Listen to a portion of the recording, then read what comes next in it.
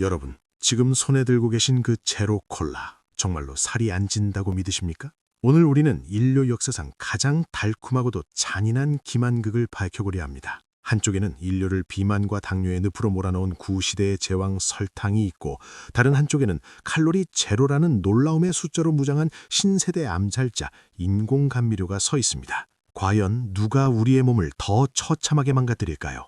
지금부터 그 잔혹한 대결의 서막을 엽니다. 먼저 우리 혀끝에서 벌어지는 0.1초에 일어나는 일을 보시죠.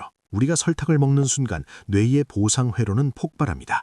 도파민이 쏟아져 나오고 우리는 행복을 느낍니다. 에너지가 들어왔으니 저장하라는 신호죠.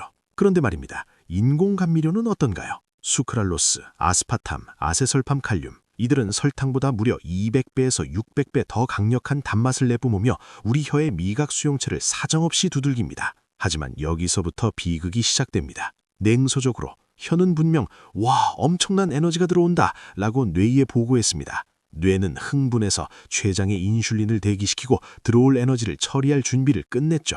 그런데 아무것도 들어오지 않습니다. 칼로리가 제로니까요. 이건 뇌 입장에서는 명백한 사기입니다. 강하게 뇌는 멍해집니다. 분명 단맛이라는 신호는 받았는데 혈액 속으로 들어오는 포도당이 없습니다. 이때 뇌의 시상하부는 비상사태를 선포합니다. 속았다, 에너지가 부족하다, 당장 아무거나도 먹어서 이 공백을 메워라. 이것이 바로 제로 음료를 마신 뒤 여러분이 자신도 모르게 평소보다 더 기름진 음식, 더 자극적인 탄수화물을 찾게 되는 보상성 폭식의 메커니즘입니다. 설탕은 정직하게 우리를 살찌우지만 인공감미료는 우리를 굶주린 짐승으로 만들어버립니다. 자, 그럼 설탕의 파괴력은 어느 정도일까요? 데이터 제시톤으로 설탕, 특히 액상과당은 간으로 직행합니다. 간은 이 과부하를 견디지 못하고 그대로 지방으로 바꿔버리죠. 비알콜성 지방간의 주범, 혈관을 딱딱하게 만드는 당독소의 근원. 설탕은 마치 정면에서 날아오는 묵직한 돌직구와 같습니다. 맞으면 아프고 멍들고 결국 쓰러지게 만들죠. 반면 인공감미료는 뒤통수를 치는 암살자입니다. 최근 네이처지에 실린 충격적인 연구 결과를 보시죠. 감미료가 우리 장내 미생물 생태계를 완전히 초토화시킨다는 사실이 밝혀졌습니다. 유익균은 사라지고 오직 당분을 갈구하는 유해균만 득실거리는 비만형 장 환경으로 체질 자체를 개조해버린다는 겁니다. 자, 이제 시작일 뿐입니다. 정면 승부의 설탕인가 아니면 뇌를 속이는 치밀한 감미료인가? 2부에서는 이들이 우리 몸속 장기들과 벌이는 더 잔혹한 전쟁을 생생하게 묘사해보겠습니다. 1부에서 보셨듯 인공감미료는 우리 뇌를 상대로 가짜뉴스를 퍼뜨리는 사기꾼입니다. 하지만 이건 시작에 불과합니다. 진짜 무서운 건 이 기만극이 우리 놈의 관제탑인 호르몬 시스템을 완전히 붕괴시킨다는 사실입니다. 자, 보시죠. 우리가 설탕을 먹으면 췌장은 즉시 인슐린을 분비합니다. 포도당이 들어왔으니 세포에 저장해라 라는 명령이죠. 하지만 제로 음료의 인공감미료는 췌장을 양치기 소년으로 만듭니다. 혀에서 전달된 단맛 신호 때문에 인슐린은 분비되었는데 정작 처리할 포도당이 없습니다. 이 과정이 반복되면 췌장은 지쳐버립니다. 나중에는 진짜 설탕이 들어와도 에이, 또 거짓말이겠지 라며 인슐린을 제대로 내보내지 않게 됩니다. 이것이 바로 당뇨로 가는 급행열차, 인슐린 저항성의 함정입니다. 설탕은 정면에서 성벽을 두들기지만 감미료는 성문을 지키는 파수꾼의 정신을 혼미하게 만들어 스스로 문을 열게 합니다. 이제 시선을 더 아래로 내려보겠습니다. 우리 몸의 제2의 뇌라 불리는 곳, 바로 장입니다. 이곳엔 수조 개의 미생물이 거대한 생태계를 이루고 살고 있습니다. 그런데 말입니다. 최근 이스라엘 와이츠만 연구소에 충격적인 발표가 있었습니다. 사카린이나 수크랄로스 같은 인공감미료가 들어오는 순간 장내 유익균들은 독가스를 마신 듯 비틀거리기 시작합니다. 반면 뚱보균이라 불리는 특정 유해균들은 이 화학물질을 먹고 비정상적으로 증식합니다.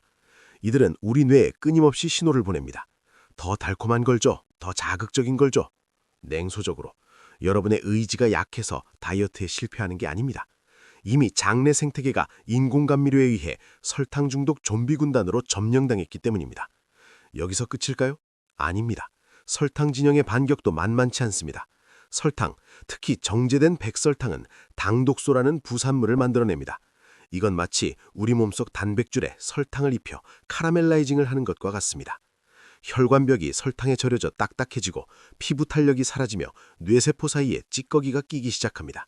설탕은 우리를 안에서부터 썩게 만드는 전공법을 택합니다. 감미료는 어떤가요? 최근 대두된 에리스리톨의 위험성을 보시죠.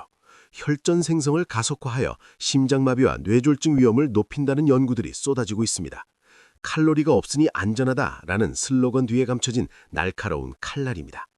설탕은 인류를 비만으로 이끌었고 인공감미료는 인류를 대사불능의 상태로 몰아넣고 있습니다. 누가 더 셀까요? 아니, 누가 더 잔인할까요?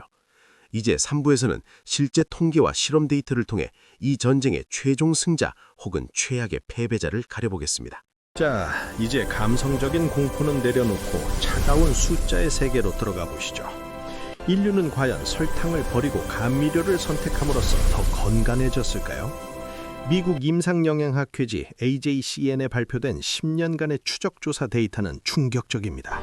제로 음료를 매일 마시는 그룹이 오히려 일반 음료를 마시는 그룹보다 제2형 당뇨 발병률이 60% 이상 높게 나타났습니다.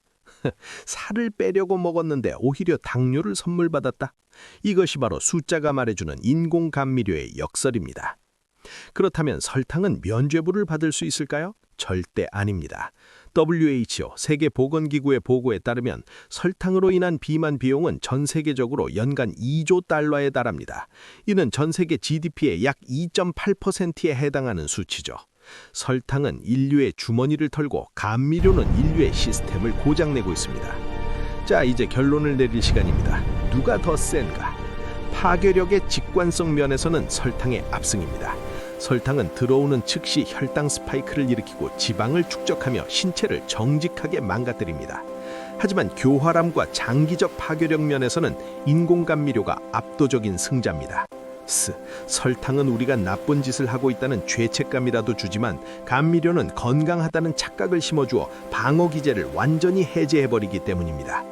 결국 이 전쟁의 승자는 누구도 아닙니다. 패배자는 오직 우리 인간의 몸뿐입니다. 우리의 몸은 단맛을 생존과 직결된 에너지원으로 인식하도록 설계되었습니다. 그런데 화학기술은 그 본능을 이용해 우리 뇌를 해킹했습니다. 여러분, 제로 음료의 0이라는 숫자에 속아 소중한 인슐린 반응과 장내 미생물 생태계를 도박판에 던지지 마십시오. 오늘의 결론입니다. 설탕은 무서운 폭군이지만 인공감미료는 보이지 않는 암살자입니다. 폭군은 피하면 되지만 암살자는 당신이 가장 안심할 때 심장을 찌릅니다. 진정한 승자가 되고 싶다면 이들의 전태전에서 발을 빼는 것, 즉 단맛의 노예에서 벗어나는 것만이 유일한 생존 전략입니다. 방방곳곳 누가 더 센? 오늘 여러분의 선택은 무엇입니까? 누가 더 센가를 기대하시기 바랍니다.